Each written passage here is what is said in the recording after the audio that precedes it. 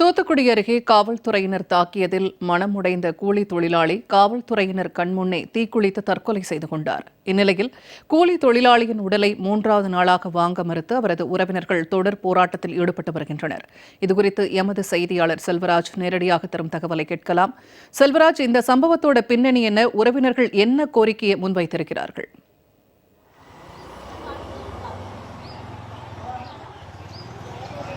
நிச்சயமாக பூர்ணிமா, தூத்துக்குடி மாவட்டத்தைச் சேர்ந்தவர்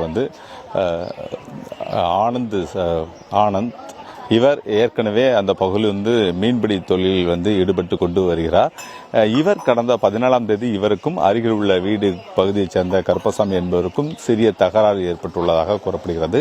இதைத் தொடர்ந்து அவர் சிப்காட் காவல் நிலையத்தில் தங்களுடைய புகார் செய்தியை அடுத்து சிப்காட் காவல் நிலையத்தைச் சேர்ந்த 4 காவலர்கள் ஆனந்தை பிடிப்பதற்காக அன்று இரவே நேரடியாக வந்துள்ளார்கள். அப்போது அவரை அவர் மிகவும் கடுமையாக தாக்கியதாகவும் தகாத வார்த்தையால் திட்டியதாகவும் கூறப்படுகிறது.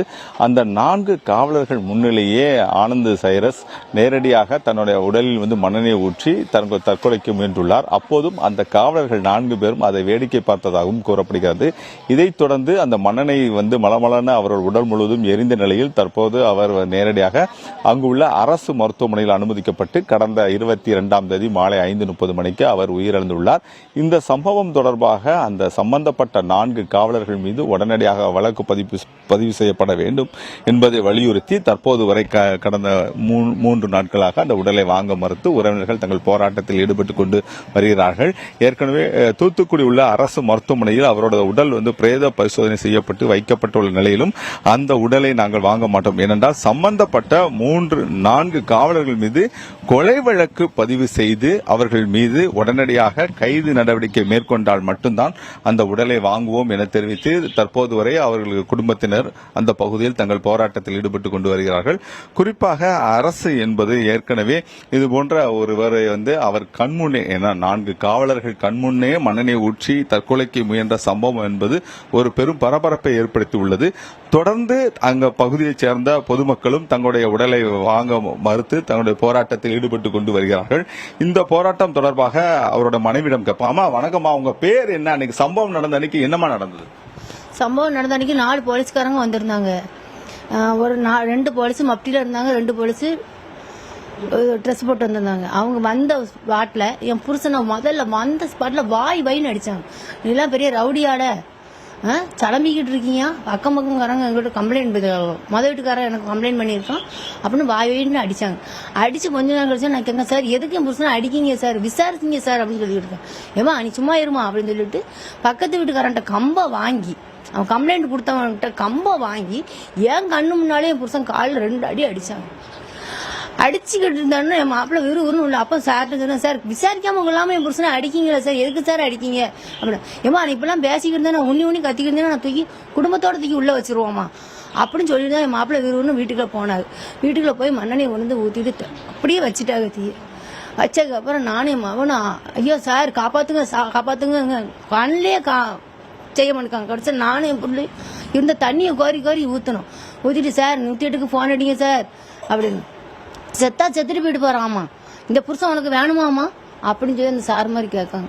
அப்படின்னு சொன்னா, சார் என் புருஷன் இல்லாம நான் எப்படி சார் இருப்பேன் அப்படின்னு சொல்லி கேட்க காப்பாற்ற மாட்டேன். நான் கடைசி அப்புறம் 108க்கு அப்புறம் ஆம்புலன்ஸ்ல தூக்கி போட்டு பெரியாசிரிக்கு கொண்டு போகணும். அங்கே போக முச்சிலே சொல்லிட்டாங்க, 100% கூட சொல்ல முடியாதுமா, நாங்கள் ட்ரீட்மெண்ட் பார்ப்போம், அதுக்கப்புறம் அது அவங்களுடைய இதுதான் அப்படின்னு சொல்லிட்டாங்க. அப்புறமும் போலீஸ்காரவங்க என் மகன்கிட்ட ஒரு பேப்பரில் எழுத சொன்னாங்க. எழுத தெரியுமான்னு கேட்டாங்க. எனக்கு எழுத தெரியாது சார். என்கிட்ட எழுத தெரியுமான்னு கேட்டாங்க. எனக்கும் எழுத தெரியாது அப்படின்னு. அப்போ நாங்கள் எழுதுறத பார்த்து நீங்கள் எழுதுவீங்களா அப்படின்னு என் மகன்கிட்ட கேட்டாங்க. அப்போ அந்த பேப்பரில் அந்த சார் எழுதி கொடுத்தாங்க. என் மகன் எழுதுனான். நானும் விவரம் இல்லாமல் நாங்கள் படிப்பறிவு இல்லாதவங்க கையெழுத்தை போட்டு கொடுத்துட்டோம். ஆனால் இப்போ என் புருஷனுக்கு என்ன நீதி கிடைச்சால் மட்டும்தான் என் புருஷன் பிரேதத்தை நாங்கள் வாங்குவோம். அது கூட நாங்கள் பிரேதத்தை வாங்க மாட்டோம். என் புருஷன் எங்க கண்ணு முன்னாலேயே மண்ணெண்ணெய் வச்சு தீய வச்சாரு. அப்படிங்கும்போது எனக்கு என்ன நீதி கிடைக்கும்? உங்களோட கோரிக்கை என்னமா? உங்க கோரிக்கை எது என்னவா இருக்கணும்? காவல்துறை என்ன பண்ணணும், அரசு என்ன பண்ணணும்? அந்த கம்ப்ளைண்ட் பண்ணவனையும் தூக்கி உள்ள வைக்கணும். அந்த காவல்துறை 4 பேர் காவல்துறை மேலையும் விசாரணை எடுக்கணும். வேலை உள்ள தூக்கி வைக்கணும். ஏன்னா இன்னைக்கு எனக்கு நடந்த மாதிரி எந்த பெண்களுக்கும் நடக்கக்கூடாது. ஜாதியை வச்சு பேசுனாங்க, ஜாதியை வச்சு பேசுனாங்க. காவல்துறை அடிக்கும்போது நீங்க நேர்லயே நான் நின்னேன் சார், நான் நின்னேன். கம்பை அவன் அடிச்சு வெளியே வரும்போது அந்த கம்பை அவன் கேட்கான், சார் கம்பை தந்துட்டு போங்க சார். அப்ப இந்த கம்பை வாங்கிட்டு சாரு கம்பை கொடுக்காரு, என் மாப்பிள்ளை உள்ள போய் தீய வைக்காது. அப்ப அவன் கொடுத்த கம்ப்ளைண்ட்டும் கூட கொடுத்தத கூட அவன்கிட்ட கம்பை வாங்கி நம்மளை அடிச்சிட்டாங்களே அப்படிங்கிற ஆதங்கத்துல என் புருஷன் தீய வச்சுட்டாரு. முதல்ல வந்த உடனே முதல்ல வாய் வைன்னு அடிச்சிருக்காங்க. வாய் வைன்னு அடிக்கலாமா?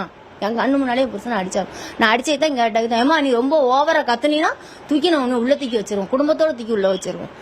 உன் புருஷன் இப்படிப்பட்ட புருஷனுக்கு இவ்வளவு வாக்குவாதம் பண்ணுவியாமா? சார் என் புருஷன் நான் இப்பதான் சண்டையில இருந்து இப்பதான் வந்து சேர்ந்திருக்காரு. முதல்ல குடிப்பாரு, இப்ப குடிக்க மாட்டாரு. அவர் தப்பு பண்ற அன்னைக்கு நீங்க அடிச்சுட்டா பரவாயில்ல, தப்பே பண்ணாத வரைக்கும் நீங்க எதுக்கு அடிச்சீங்க?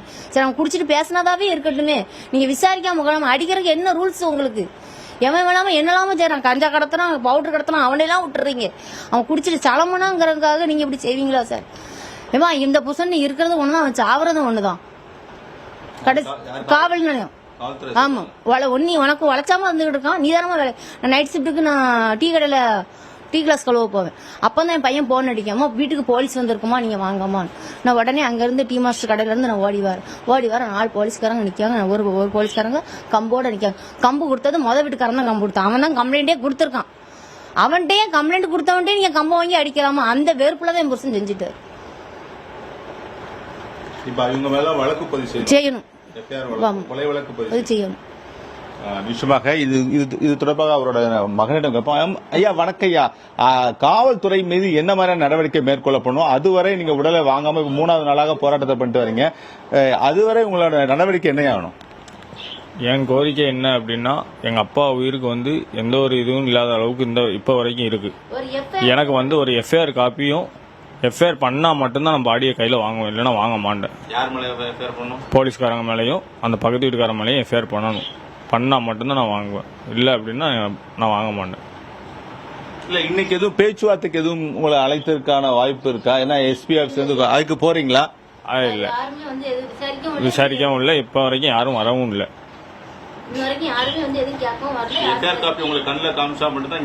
ஆமா, இல்ல அப்படின்னா நான் போக மாட்டேன். அரசு என்ன செய்யணும்னு நினைக்கீங்க?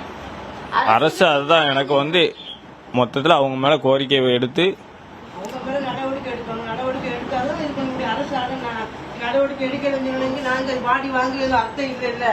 நீங்க இப்ப இன்னைக்கு இது பண்ணிருக்கீங்க, நாளைக்கு சொல்லுங்கம்மா, என்ன மாதிரி நடவடிக்கை எடுக்கணும்? எந்த நடவடிக்கை? அவங்க என்ன தப்பு பண்ணிருக்காங்க? எதுக்கு வீட்டுல இருக்கவனுக்கு அடிச்சிருக்காங்க? சண்டை எத்தனை நாள் ஆச்சு? 2 நாள் 3 நாள் ஆயிடுச்சு. நீங்க அண்ணன் நீங்க நடவடிக்கை அவனை அடிச்சிருந்தா சரி, சண்டை போட்டிருக்கான், அவன் அண்ணன் அடிச்சுக்கலாம்.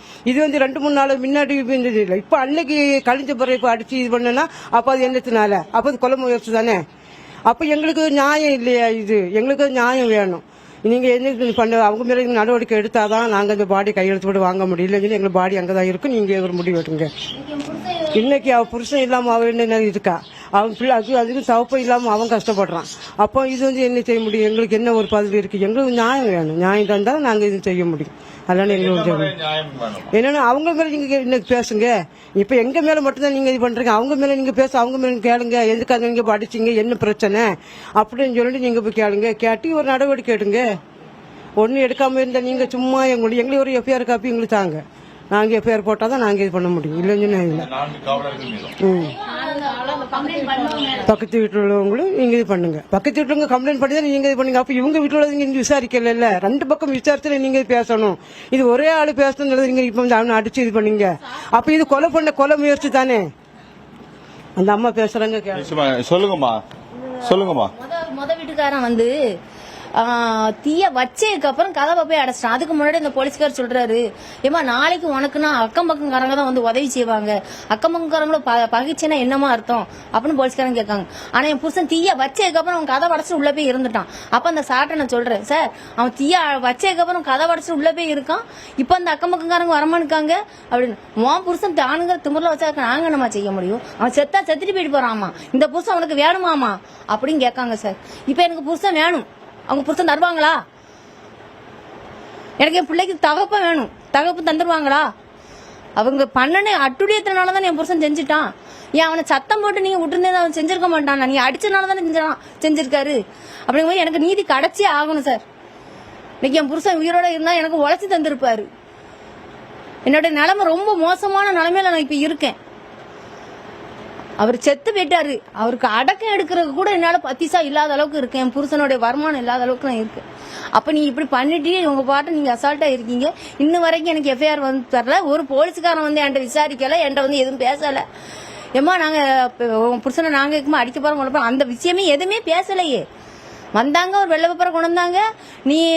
நீ ஏதாவது பேசி நாங்க சொல்றதை நீ எழுதினாதான் நான் ட்ரீட்மெண்ட் பார்க்க விடுவேன். அப்படி இல்லைன்னா உன் அம்மா மேலேயே நான் கேஸை மாத்திடுவேன். உங்க வீட்டுல பிரச்சனை வந்துச்சு, அதனாலதான் அப்பன் தீய வச்சான் அப்படிங்கிற நம்ம மாத்திடுவேன். போலீஸ்காரங்க காவல அவங்க போலீஸ்காரங்க பேர் தெரியல, சூப்பராஜுங்கிறவர் வந்து மப்டியில வந்து தீய கொளுத்தி ஆஸ்பத்திரியில போட்டிருக்கு வந்திருக்காரு. வந்து வெள்ள பேப்பர்ல எழுத சொன்னா எழுத தெரியாது சார், நான் படிப்பேன் மாத்திடுவேன் அப்படிங்காங்க. உனக்கும் புருஷனுக்கும் பிரச்சனை வந்திருக்குன்னு சொல்லி உன் அம்மா தூக்கி நான் உள்ள வச்சிருவேன். என் பையனை பயமுறுத்துறாங்க, மிரட்டுறாங்க. அப்ப நான் என்ன செய்ய, என் புருஷனை காப்பாத்தணுமேங்கிறதுக்காக நான் கையெழுத்து போட்டு கொடுத்துட்டேன். ஆனா என்ன எழுதியிருக்கு என்ன வச்சிருக்குங்கிறது எனக்கு தெரியாது. படிப்பறி கிடையாது, நானும் படிக்கல, என் பிள்ளையும் படிக்கல. அப்ப அவங்க எழுதுறதுதான் சட்டம். அவங்க போலீஸ்காரங்க ட்ரெஸ் போட்டிருந்தா என்னன்னாலும் அவங்க செய்வாங்களா? அப்ப கஷ்டப்பட்டவங்களுக்கு எந்த ஒரு இதுவுமே கிடையாதா? அப்ப கொலை முயற்சி தானே இது. அதனால என்ன சொல்றேன், எனக்கு நீதி கிடைச்சு ஆகணும். அந்த 4 போலீஸ் மேலையும் அந்த கம்ப்ளைண்ட் பண்ணவனையும் தூக்கி உள்ள வைக்கணும். இன்னைக்கு எனக்கு நடந்த மாதிரி எந்த பெண்களுக்கும் நடக்க கூடாது. இல்லம்மா, இது சாதாரண பிரச்சனை தான். இதுக்கு இந்த அளவுக்கு வந்து வீடு புகுந்து வந்து தாக்குதலை நீங்க எப்படி பாக்குறீங்க காவல்துறை மீது? அதான் சொல்றேன்ல சார், நான் வேலைக்கு போயிட்டு என் போன் என் மகன் முதல்ல ரைஸ் கடைக்கு போயிட்டு வந்திருக்கான். என் மகனுக்கு போன போலீஸ் வரையும் என் மகன் எனக்கு போன் அடிக்கான். நான் அங்கிருந்து வரேன், டி மாஸ்டர் கடையில இருந்து வரேன். சுத்தி போலீஸ் நிக்க, என் புருஷன் நிக்காரு. ஆனா என் வீட்டு வாசல்ல ஆப்பமும் சாப்பாடும் இருக்கு. மாப்பிள்ளை ஈச்சர் போட்டு படுத்துருக்காரு. இவன் என்ன செஞ்சிருக்கான், வீட்டுக்காரன் இவன் கிளம்பிக்கிட்டே இருக்கான், எங்களுக்கு தூங்க முடியல அப்படின்னு கம்ப்ளைண்ட் பண்ணியிருக்கான். கம்ப்ளைண்ட் பண்ணையும் போலீஸ்காரங்க வந்த ஸ்பாட்ல நீ எல்லாம் பெரிய சண்டியனால சண்டியத்தனத்தை வந்து பாத்திமானால தான் வச்சுக்கிறோம், இந்த ஏரியால வைக்க கூடாதுன்னு வந்த வாய் வைன்னு அடிச்சிருக்கானு. அதை அடிக்கலாமா? விசாரிச்சிருக்கணும். நீ எது இல்லையா அவனை கூட்டிட்டு போய் ஸ்டேஷன்ல கொஞ்ச நேரம் வச்சுட்டு என்ன பேசணுமா என்கிட்ட கூப்பிட்டு நீங்க பேசியிருக்கலாம். நீங்க அடிச்சனாலதான் என் மாப்பிள்ளை இப்படி செஞ்சுட்டாரு. அப்ப எனக்கு இப்ப புருஷன் வேணும், புருஷன் கொண்டு தந்துருவாங்களா? என் பிள்ளைக்கு தகப்பன் வேணும், தகப்பன் தந்துருவாங்களா? நேரலை தகவல்களுக்கு நன்றி செல்வராஜ்.